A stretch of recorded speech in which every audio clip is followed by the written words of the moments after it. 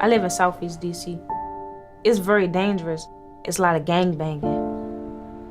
Neighborhood beefs are like really serious here. Like a lot of people get shot, a lot of people get killed, and it's all because of where they live.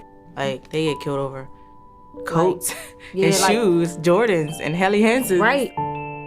I just feel like we have to watch our back when we want to go somewhere.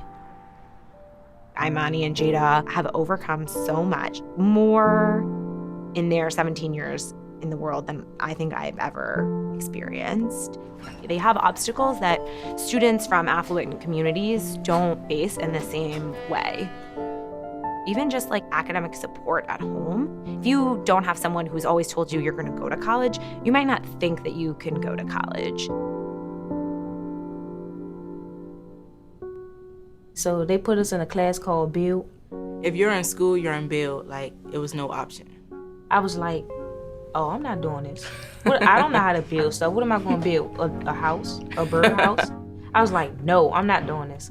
But the teacher, Mr. Frazier, he made me want to stay in the class because he was just like a cool person, a father figure, stuff like that. And that's something that I never had. Mr. Frazier, and I think Build, saw in them what they didn't see in themselves at the very beginning in their freshman year. It was like basically like all about teamwork, I think, in the 9th grade. Yeah, it was all about teamwork. So we had to collaborate and think of different ideas to make one affordable product. There's a level of business acumen that's missing in the public school system. And I thought if I could do nothing else, I could at least teach them those fundamentals. In the beginning, it was like we made like necklaces because we had to have a prototype for the business plan competition. We just was like, we just gonna do bracelets because if we try to do bracelets, necklaces, watches, and earrings, we're never gonna get a profit. I think there's always been something really special about the two of them. They were just such showmen and business people. It's like they always sold out.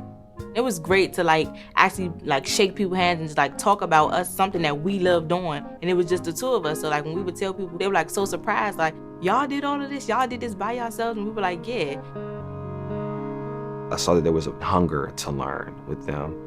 I never had a mentor, so having Mr. Ryan as a mentor was like another Mr. Frazier kind of.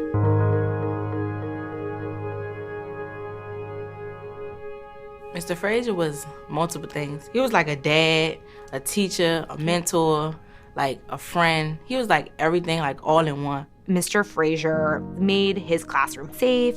He made it a place where they could try and fail. I think he taught them a lot about life and love.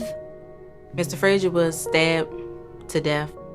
It kind of crushed me when he passed away because it was like, who am I going to look up to now? It was so hard to believe and like so hard to just like accept in my heart that Mr. Frazier really was gone. Mr. Frazier wanted me to stay and build to better myself and make me more professional at things that I do in life.